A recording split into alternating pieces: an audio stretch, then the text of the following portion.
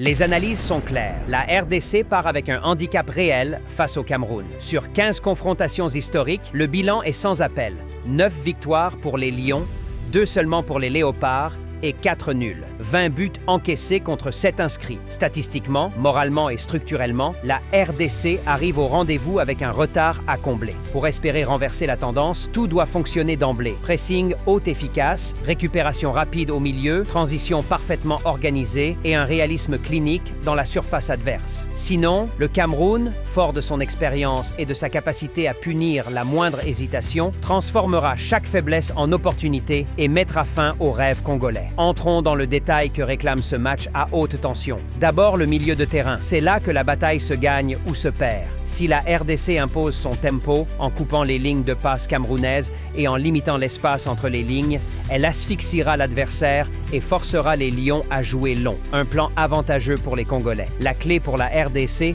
sera la double récupération haute, l'utilisation rapide des demi-espaces et des passes verticales vers ses attaquants. Mbemba et le bloc défensif doivent rester concentrés sur la couverture des couloirs, empêcher les montées latérales et annihiler les décalages provoqués par les ailiers camerounais. Chaque perte de balle au milieu équivaut à une alerte grave. Le Cameroun excelle dans l'usage des transitions rapides et un seul relais précis suffit à déclencher une action tranchante. Ensuite, l'attaque. La RDC ne peut se permettre une orgie de possession stérile. Bakambu, Wissa ou toute autre pointe doivent recevoir peu de ballons, mais de qualité, dos au but, dans la profondeur ou sur secondes attaques. Les Léopards devront travailler leurs appels en diagonale et exploiter les coups de pied arrêtés, souvent terrain de basculement contre des équipes techniquement supérieures. Sur corner ou coup franc, il faudra défendre et attaquer avec la même discipline, gagner les duels aériens et éviter les rechutes défensives.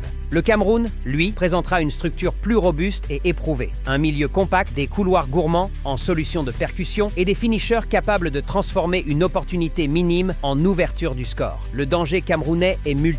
Pression physique, jeu direct par moment et une capacité à masquer ses intentions avant d'exploser en transition. Pour contrer cela, la RDC doit simuler la patience offensive, forcer le déchet adverse et capitaliser sur les erreurs. Psychologiquement, le Cameroun sait gérer la pression des grands rendez-vous. Il faut que la RDC supprime l'effet intimidant du palmarès adverse dès l'échauffement. Le banc et la profondeur d'effectifs pèsent lourd dans un match unique. Historiquement, la RDC a parfois souffert d'un manque de solutions en fin de rencontre. Les remplacements n'apportent pas toujours l'impact escompté. Ici, les changements doivent être programmés, précis, avec un plan B clair. Un attaquant frais à 60 à 70 minutes si l'on cherche le but, un milieu défensif à 75 minutes pour tenir le score si la RDC mène. Le Cameroun, quant à lui, peut sortir de sa manche des joueurs d'expérience qui font basculer la rencontre en 20 minutes. La gestion fine du temps de jeu, de la fatigue et des coups stratégiques sera décisive. Sur le plan mental, la RDC doit casser le script du complexe d'infériorité.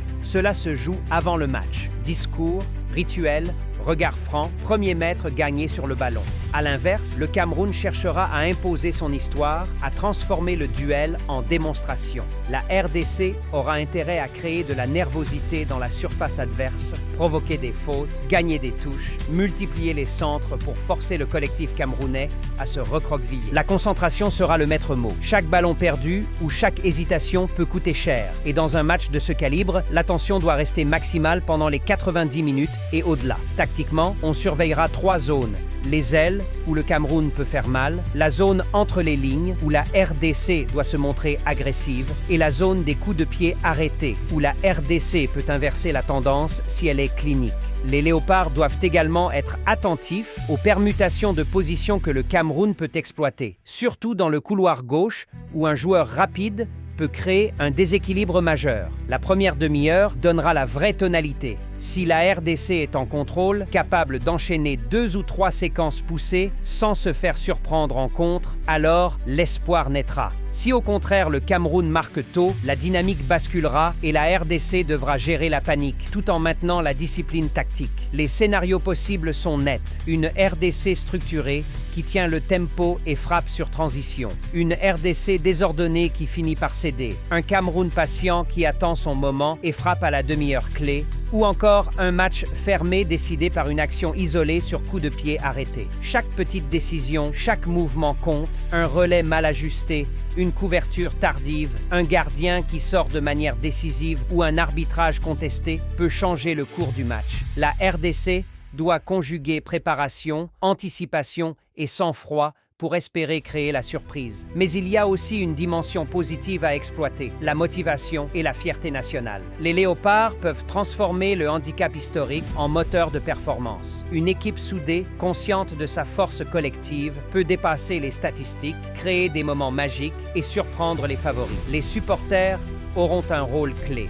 Pousser, encourager et insuffler une énergie capable de déstabiliser l'adversaire. La RDC a besoin de cette union entre terrain et tribune pour créer un effet boule de neige qui pourrait inverser la tendance historique. En conclusion, tout est question de préparation, de discipline tactique et de mental d'acier. Les chiffres et l'histoire sont du côté du Cameroun, mais sur un terrain de football, rien n'est jamais écrit. La RDC a toutes les cartes en main pour surprendre, à condition que chaque joueur comprenne son rôle, que la stratégie soit exécutée à la lettre et que la concentration reste maximale.